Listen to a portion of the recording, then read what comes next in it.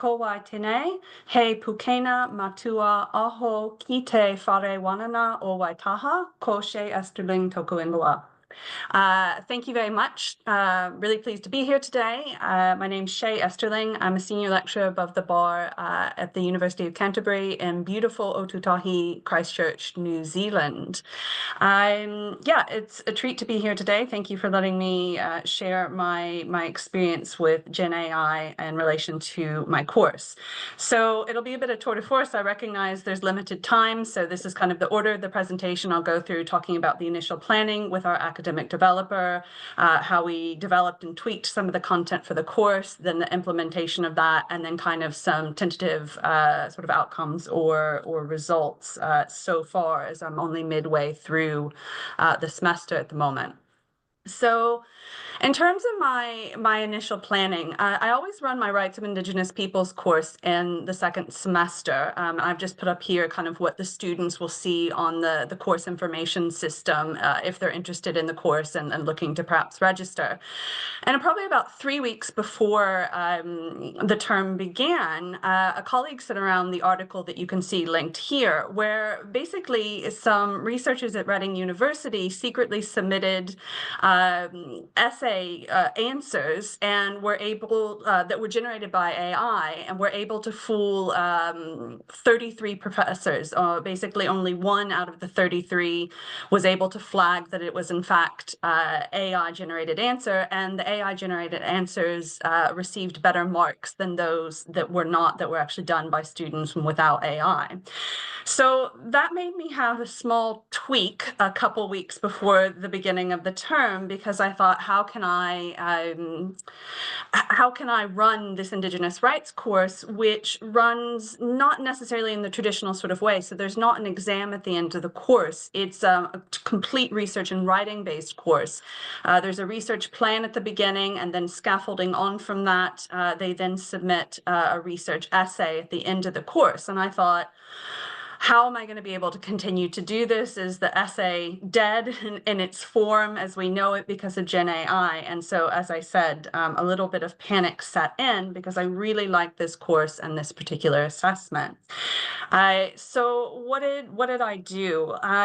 Well, as a confessed technophobe, I went ahead and I contacted our academic developer, and I was like, what do I do here? Is it possible to still run this course?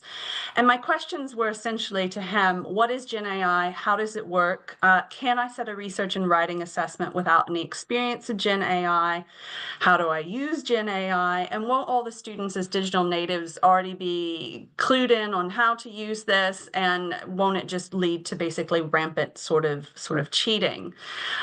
So in my meeting with the academic developer, he made it very clear kind of from the outset that I can continue to use this assessment. And basically it just kind of required a few tweaks on my part to do that. So the first thing he did in the session with me is he went through, this is Gen AI, this is how you use it.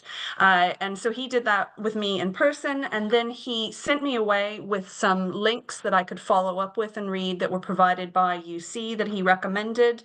And so I went away, read through those links, and then there's the links there. Sorry, there's the links there for you on the slide that I followed up with, and yeah, kind of began to get to grips, at least in theory, with how to use Gen AI. So the next thing I did was try to put that theory into practice. You can see the prompts here that I have on the slide, so very much mirroring what the essay question for the students is, what are main issues in the human rights of Indigenous peoples, and kind of used those prompts and went through. So it gave me confidence not only in my skills to be able to use it, but to be able to teach them, and also that I could continue with this particular type of assessment. So what were the things that we did? What were those tweaks that I was talking about that we made? So the first tweak here is that we put in a pedagogical safeguard in the sense that we designed a workshop on AI and Indigenous peoples. So the course runs a little bit differently, not only in terms of assessments, but how the course runs.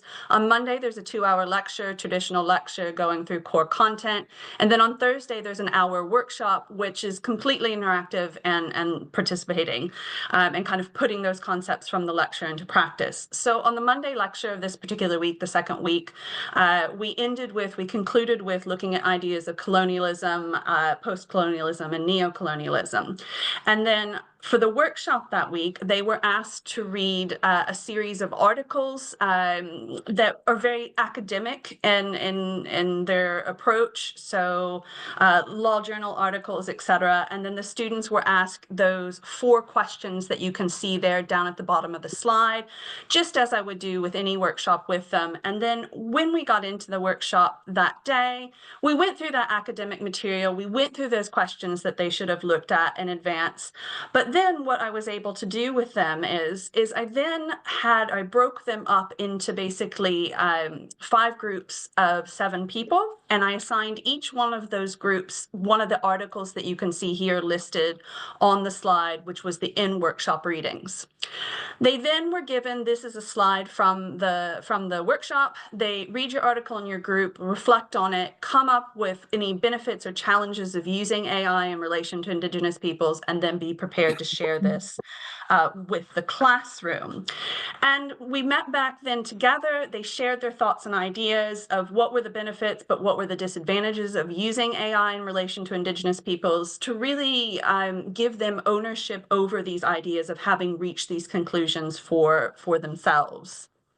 The workshop concluded with this particular slide, so a few follow-up readings for them to do, and then at the bottom, introducing what the research topic is that they would be working on. So the AI, what it means in relation to Indigenous peoples and moral and ethical considerations were also woven in at the same time as to introducing the actual assessment.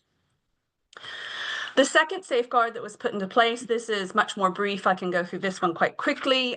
This is just an AI statement. So I've taken this directly from the University of Canterbury website. It provides basically that there's 4 different types of approaches to using AI in assessments, everything from unrestricted to completely prohibited. I went with unrestricted, so I cut and paste that little box onto my Learn site, so students knew that it was unrestricted and did this post the workshop. And then as part of the assignment, when they turn in both their research plan and their essay, they have to fill out this form that I've just cut and paste here onto the slide. If they use AI, that's fine, but they need to fill out that chart at the bottom. Those boxes explain how they've used it. If they haven't used it, that's fine as well. But if they do, just making sure that they acknowledge and kind of trying to preserve that academic sort of integrity, and that if it tells them if they don't, in fact, fill in the form properly, that it will be considered academic misconduct.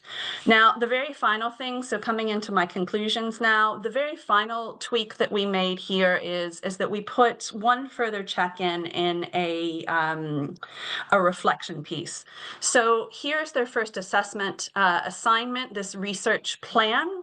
After they submit this research plan, which they've just done about 10 days ago, I will go through and mark it, and I'll mark it according to this marking criteria, and they will be given extensive feedback on their research plan.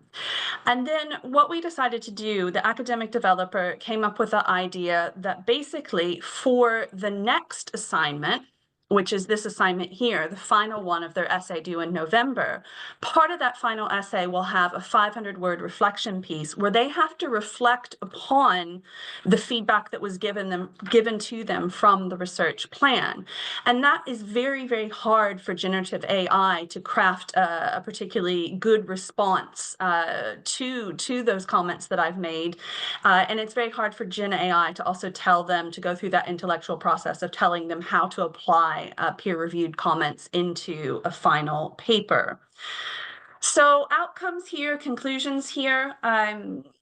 Continue to be able to use these assessments with a few tweaks. The material itself of Indigenous sites really lends itself to the ethical considerations and moral considerations around Gen AI.